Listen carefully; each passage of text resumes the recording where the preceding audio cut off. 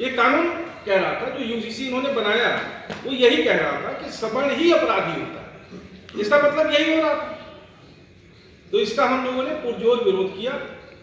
सम्मानीय सर्वोच्च न्यायालय ने आप लोगों के माध्यम से उसका संज्ञान लिया और उस पर स्टे दिया, लेकिन कहीं ये कानून फिर सफल होके वापस ना आ जाए, इसके लिए हम लोगों का विरोध निरंतर जारी रहेगा। ब्राह्मणों के खिलाफ, खासकर सवर्णों के खिलाफ कोई भी आवाज जो भी सरकार दबाने की कोशिश करेगी, शायद ही सत्ता में फिर वापस आए।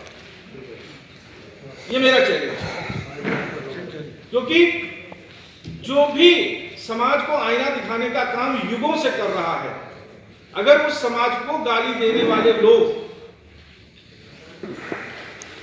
इस समाज में फलेंगे फूलेंगे। हम कभी कहे, हमने कभी कोई विरोध किया कि किसी को आरक्षण ना मिले, सबको आरक्षण मिले?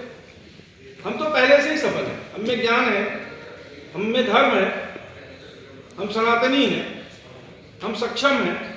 हम 99% लाके डॉक्टर बनते हैं, हम 99% लाके IAS बनते हैं। हम किसी की दया पे नहीं जीते। भारत में हम सर्वाइवल नहीं है, ये हमारी खूबी है। ब्राह्मण गरीब नहीं है? नहीं, ब्राह्मण गरीब है, लेकिन वो स्वाभिमानी है। ब्राह्मण गरीब होना, आरक्षण की भी आपने बात की, इसे जातिगत ना देकर के आर्थिक आधार पर क्यों नहीं बोलते हैं? नहीं, आर्थिक आधार पे सरकार को सोचना चाहिए, सरकार का विषय है।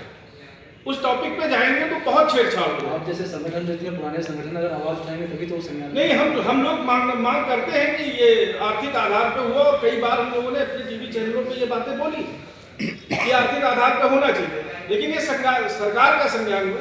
मैं ये सिर्फ इतना कहना चाहता हूँ कि भारत का ब्राह्मण स्वाभिमानी है और किसी की दया पे नहीं, और वो अपराधी नहीं। धन्यवाद।